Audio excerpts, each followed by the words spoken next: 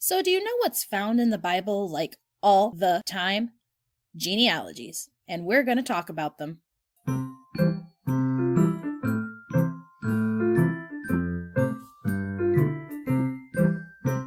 My grandpa loves genealogies. He has our family traced back all the way to our patriarch who may or may not have stolen our last name in Scotland. Not totally sure about that one. History and ancestry are important to my family, and they may be important to yours too.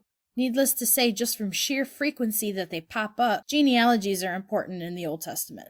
So we're about to hit a chunk of time and be introduced to characters that all we really know about are how old they were when they had their first child, and when they died. Except Enoch. Enoch is cool, but we'll get to him in a moment. So we start with Adam and Eve, and they have a bunch of kids, including Cain, Abel, a few daughters, and eventually Seth. Cain eventually kills his brother Abel and is cast out by God. Cain then has a son with his wife, which there's different ideas about where she came from. His name is Enoch.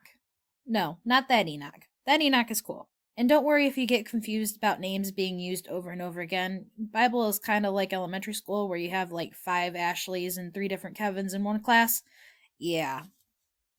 What we know about this Enoch is he had a son named Irad, who then has, God help me with these pronunciations, Mehujael, who has Methushael, who has Lamech. Oh boy, Lamech. What's so special about him? Well, he's called out for being a murderer for starters, and proud of it. That and he is known for the first, but definitely not last, recorded polygamous relationship in the Bible. Lamech then has 3 sons of his own, Jabal the nomad, Jubal the bard, and Tubal-Cain the smith. And that's pretty much where Cain's line ends for now, at least in this genealogy. So on to Adam. So after Cain gets himself kicked out, Adam and Eve have literal rebound child, Seth. Seth becomes the father of Enosh, who is the father of Kenan, who becomes the father of Mahalalel, who was the father of Jared, who is the father of, drumroll please, Enoch! And we're going to pause here because out of everyone listed in this genealogy, Enoch is the only one who is praised for his faithfulness. Enoch walked with God all the days of his life and continues to do so because by God's mercy, God took Enoch up into his presence. Besides Elijah, Enoch was the only other person allowed to bypass death in order to do this.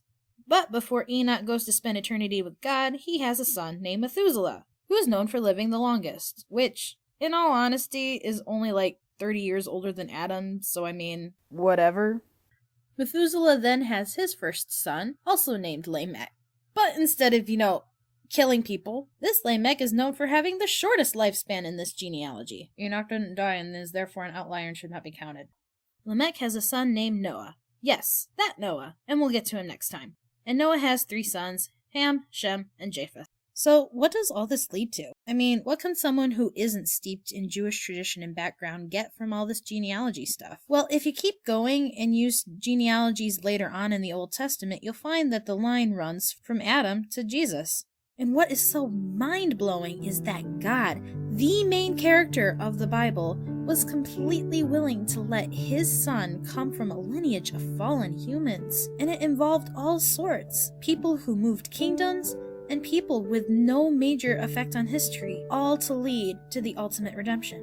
And isn't that just God's way? We all view human history by the highlights, famous people, infamous events, but God doesn't see history like we do. He sees it all.